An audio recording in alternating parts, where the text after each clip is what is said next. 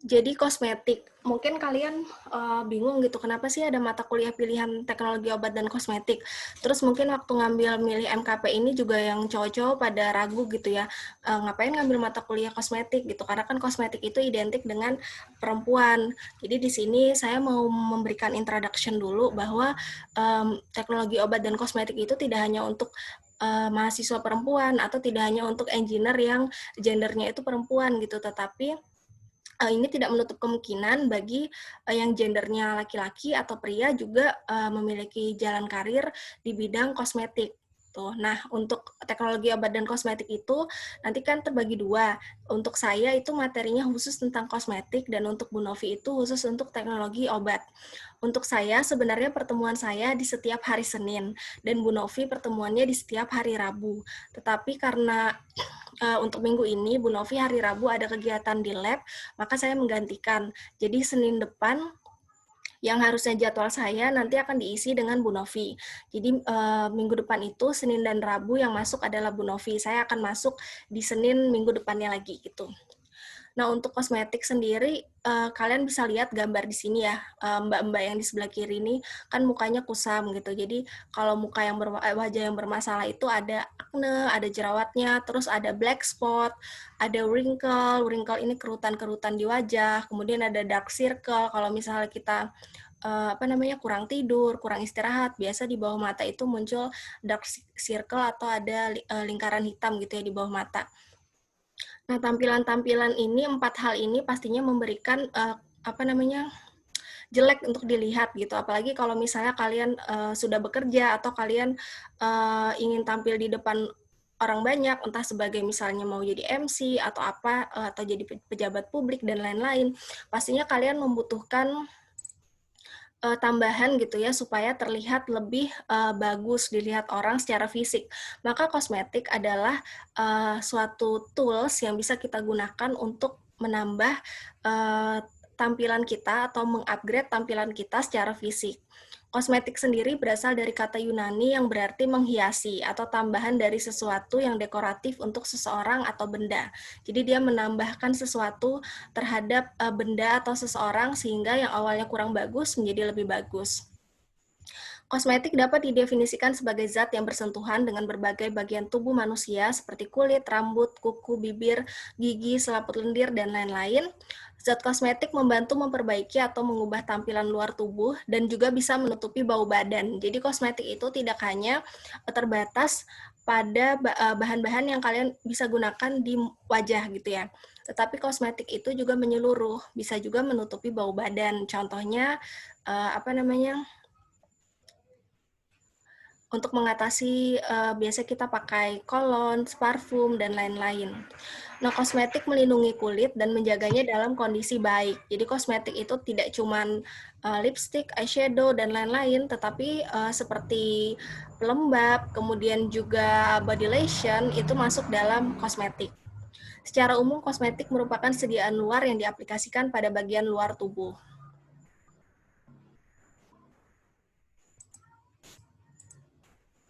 Nah, ini jenis-jenis kosmetik yang umum gitu ya. Ada skincare cream, jadi krim yang biasa digunakan di wajah untuk menjaga kelembapan ataupun juga untuk memutihkan wajah. Kemudian ada lotion yang biasa digunakan di area kulit di bagian badan gitu selain muka. Kemudian ada lipstick, ada nail polish untuk kuku, ada bedak, kemudian ada deodoran. Nah, deodoran ini yang untuk menghilangkan bau badan. Jadi kalau misalnya yang 5 di atas ini kebanyakan yang menggunakan adalah kaum wanita gitu, tetapi kalau deodoran ini berlaku secara universal. Yang laki-laki juga kan menggunakan deodoran kan. Hairspray juga begitu, berlaku universal. Tidak hanya untuk perempuan, laki-laki juga ada yang menggunakan hairspray. Eyeshadow, sampo juga berlaku general, dan ada BB cushion untuk perempuan. Biasanya cenderung menggunakan BB cushion ini untuk menghilangkan jerawat supaya tidak terlihat gitu ya, mengcover. Nah, jadi kan di sini bisa dilihat dari beberapa varian kosmetik ini tidak hanya untuk perempuan gitu, tetapi kosmetik juga bisa diaplikasikan untuk laki-laki. Selanjutnya kita masuk ke manfaat. Apa sih manfaat dari kosmetik? Kosmetik itu digunakan sebagai agen pembersih agen pembersih, contohnya cleanser. Kalau yang perempuan habis ada acara menggunakan make up yang tebal gitu, biasanya harus dibersihkan dengan cleanser. Pelembab dan mempercantik. Laki-laki juga nggak menutup kemungkinan ya menggunakan kosmetik kalau misalnya kalian berkarir di dunia menjadi pembawa acara, menjadi MC, atau ada yang jadi artis nantinya, pasti menggunakan kosmetik. Bukan kosmetik supaya menyerupai perempuan, bukan, tapi untuk membuat wajahnya lebih terlihat bagus di depan kamera gitu. Nah, kosmetik itu membantu meningkatkan daya tarik tubuh. Kosmetik membantu dalam mengubah penampilan tubuh tanpa mempengaruhi fungsinya. Produk tabir surya membantu melindungi tubuh dari sinar UV dan mengobati luka bakar. Jadi kalau kalian sering main di pantai, itu jangan lupa menggunakan produk tabir surya supaya kulitnya nggak terbakar. Jerawat, keriput, lingkaran hitam di bawah mata, dan ketidaksempurnaan kulit lainnya bisa dirawat atau diperbaiki dengan produk perawatan. Kosmetik bisa membantu dalam mengobati infeksi kulit. Secara umum, kosmetik itu dibagi menjadi 4 kategori, yaitu ada kosmetik kulit, kosmetik rambut, kosmetik kuku, dan kosmetik untuk tujuan kebersihan. Ini ada sumbernya, jadi nanti bisa langsung kalian akses kalau mau membaca lebih detail. Selanjutnya, nah, kenapa harus belajar teknologi obat dan kosmetik? Itu kenapa sih kita di teknik kimia membuka opsi mata kuliah pilihan TOBK ini? Karena terdapat suatu pekerjaan atau profesi di mana di dalam dunia kosmetik itu engineer itu sangat berpengaruh besar di dalam suatu produksi kosmetik. Jadi mengambil TOBK ini mungkin tahun kemarin gitu ya banyak mahasiswa yang laki-laki nggak mau ngambil karena mikirnya kita akan belajar make up dan lain-lain. Sebenarnya enggak, jadi kita belajar produksinya, bukan belajar penggunaan atau aplikasinya, tetapi belajar bagaimana memproduksi kosmetik tersebut sehingga bisa dijual ke pasaran.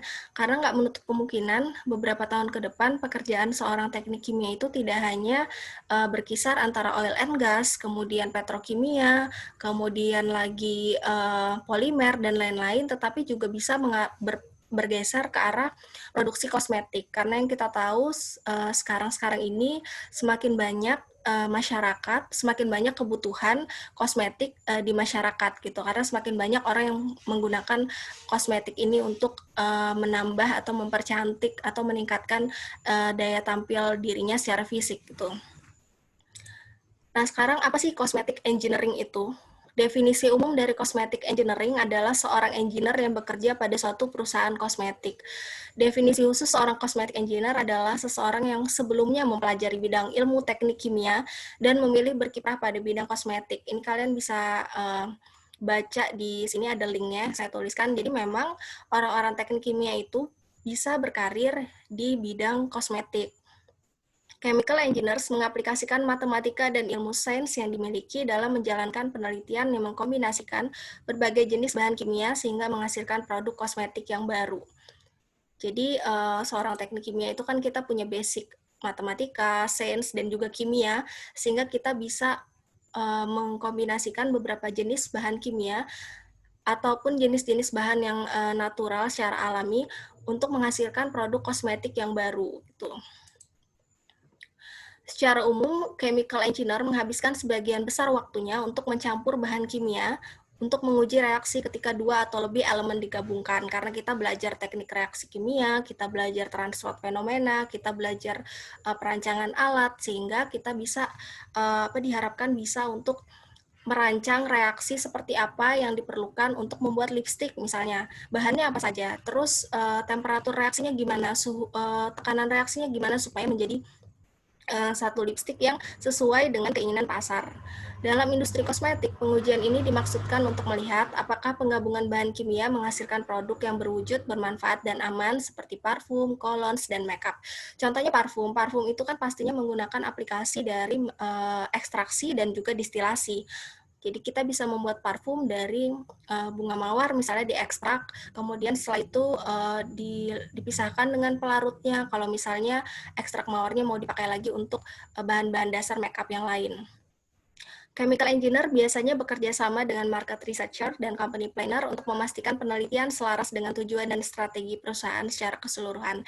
Jadi seorang cosmetic engineer itu dia bertugas untuk menentukan bahan apa saja yang mau digunakan, komposisinya seperti apa, terus kondisi operasinya juga seperti apa untuk menghasilkan produk-produk kosmetik yang baru.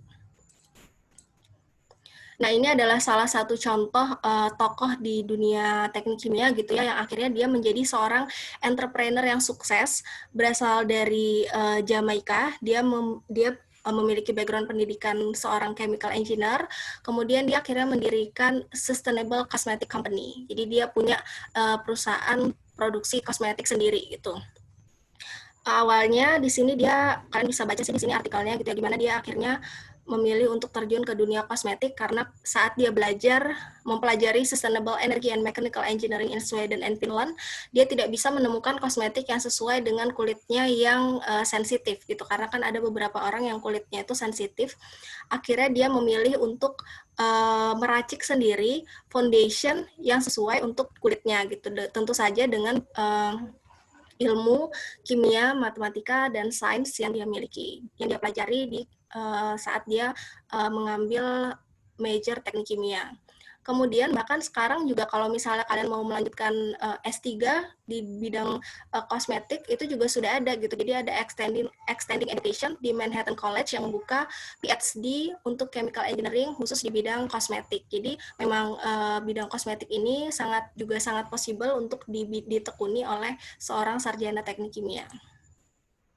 Apa aja sih daily activities-nya gitu selama di bidang kosmetik ini? Kalau misalnya kalian nanti berkarirnya di bidang teknologi kosmetik, daily activities-nya yang pertama adalah mendesain produk kosmetik, kemudian bekerja sama dengan control engineers untuk membuat desain peralatan, menentukan cara untuk mentransformasi sejumlah besar material menjadi produk melalui cara yang produktif dan efisien, menganalisa material produk berdasarkan standar keamanan dari sisi K3-nya, kemudian berkonsultasi dengan bisnis manajemen untuk mendiskusikan biaya produk yang efektif, membuat desain kemasan, mengawasi proses pencampuran material dalam jumlah besar dalam hal keefektifan dan keamanan, mengatur pH dan lain-lain, kemudian memastikan keberlanjutan teknologi di pabrik, melakukan analisa produk, serta melakukan proses manajemen proses. Karena di teknik kimia kan kalian juga belajar manajemen proyek kan, jadi di sini akan teraplikasikan ilmunya gitu. Di sini juga ada dijelaskan bahwa mengawasi proses pencampuran material. Jadi proses pembuatan kosmetik itu paling banyak adalah prosesnya menggunakan proses mixing. Karena itulah skill kita atau pengetahuan kita di bidang perancangan pengadukan atau mixer gitu ya, itu akan sangat berguna dalam pabrik kosmetik atau pembuatan kosmetik itu sendiri. Kemudian job site-nya gimana gitu, kalau misalnya mau terjun di bidang kosmetik ini kerjanya kira-kira di mana. Nah, engineers ini seringnya bekerja di kantor atau di laboratorium, kemudian juga bisa berkunjung ke plant, refinery, dan factory to solve any on-site problem. Jadi kosmetik itu ya sama seperti oil and gas, jadi dia juga punya punya pabrik, punya alat-alat yang sama seperti pabrik petrokimia dan oil and gas yang sudah kalian tahu dan familiar. Tentunya juga job ini akan membuka kemungkinan kalian untuk berjalan-jalan atau traveling yang seperti biasa dilakukan oleh engineer yang bekerja untuk berbagai merek kosmetik seperti MAC, L'Oreal, Estée Lauder, Rimmel, Maybelline, Benefit, dan lain-lain. Nah, company-company ini biasa berpusat di luar negeri itu ya, contohnya ada di New York, California, Florida, New Jersey, London, dan Tokyo. Jadi kalau berkarir di dunia kosmetik ini sangat memungkinkan kalian untuk mengupgrade karir kalian di dunia internasional. Terus pertanyaan tadi, karir in kosmetologi, apakah laki-laki bisa gitu bekerja di industri ini? Tentu saja bisa. Bahkan sekarang banyak juga laki-laki yang terjun di dunia industri kosmetik ini. Jadi mereka nggak hanya untuk perempuan gitu tadi ya, karena kan engineer-nya bukan yang menggunakan kosmetiknya, tapi yang memproduksi kosmetiknya. Bahkan yang menggunakan kosmetik pun sekarang laki-laki udah banyak yang menggunakan gitu, tapi kosmetik di sini bukan kosmetik yang biasa digunakan oleh perempuan ya, tetapi tadi contohnya seperti deodoran, terus hairspray rambut, pewarna rambut, dan lain-lain itu juga masuk dalam kategori kosmetik. Sekarang kita masuk ke materi fisiologis rambut dan kulit kepala. Sebelum membuat produk yang akan digunakan untuk rambut, yaitu sampo, maka kita perlu mempelajari terlebih dahulu bagaimana sih fisiologis rambut dan kulit kepala. Yang pertama kita belajar fisiologis rambut. Nah, rambut gambar ini mungkin kalian sudah sering lihat gitu ya. Kalau misalnya ingat dulu mungkin waktu SMA pernah belajar biologi. waktunya saya 10 menit ya.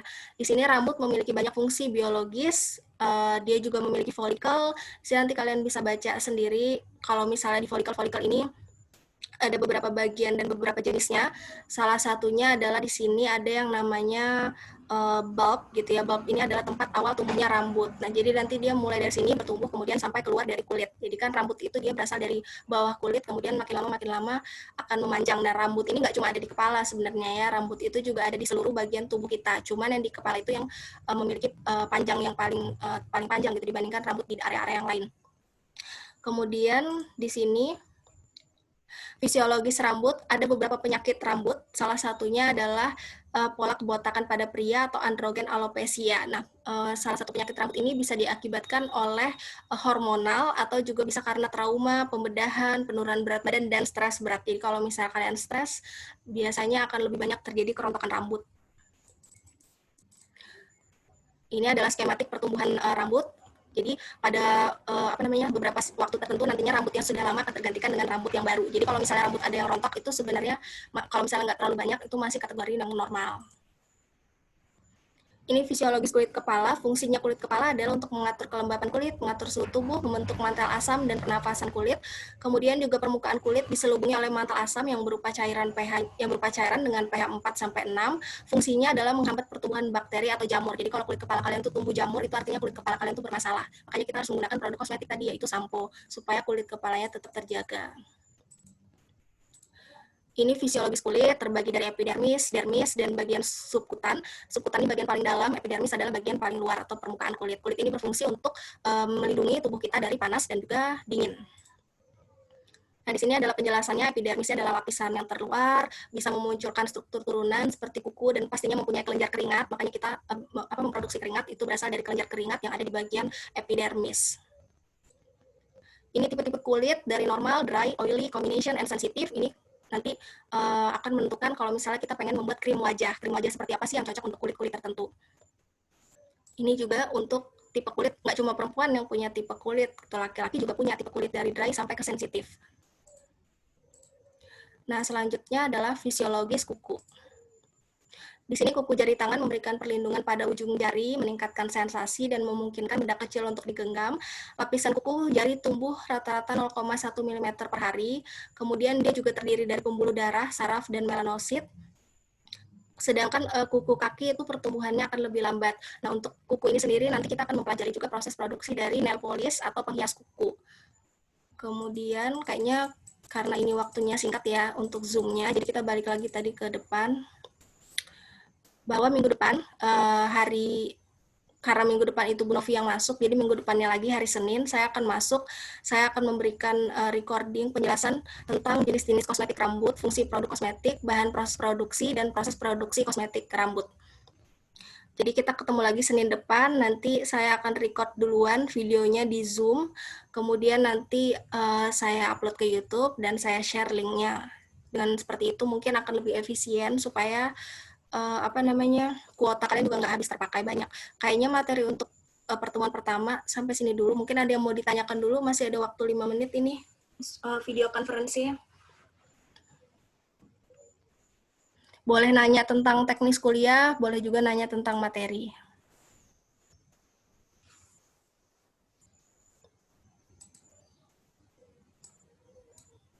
Saya mau nanya, Bu.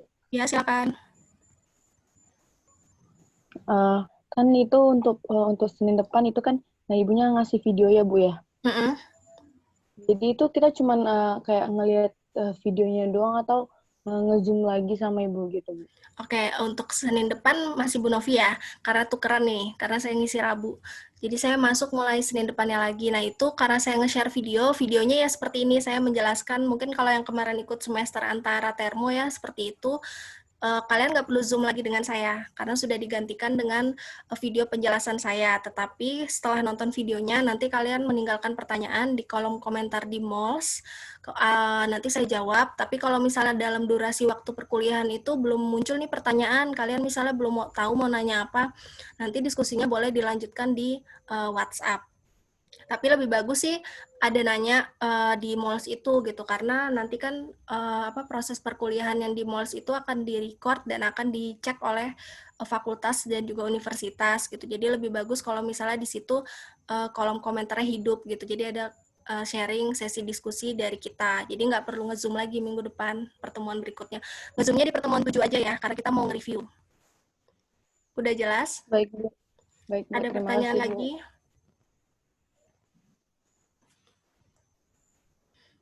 Oh iya, teman-temannya kayaknya mungkin kalau ada yang nggak bisa ikut Zoom hari ini karena mungkin signalnya jelek atau dan lain hal gitu ya, diinfokan aja tetap boleh absen di MOLS, jadi tetap bisa dianggap hadir untuk pertemuan 1. Ini kan juga recordingnya ini nanti saya share juga lagi, jadi kalian tetap bisa akses materinya walaupun tadi selama Zoom mungkin suaranya putus-putus atau ada yang keluar masuk karena signalnya buruk kan, jadi nanti saya share lagi di MOLS untuk videonya ini, recordingnya. Masih ada pertanyaan? Kalau misalnya nggak ada, saya tutup kelasnya. Karena kalian mau kuliah lagi kan ya habis ini? Iya, Bu. Oke. Kalau misalnya ada pertanyaan lagi di grup ya, lanjut di WA ya, atau di MOLS-nya.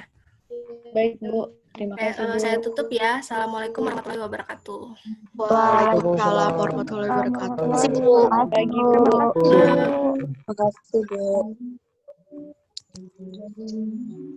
Silakan live ya. Iya, Bu. Iya, Bu.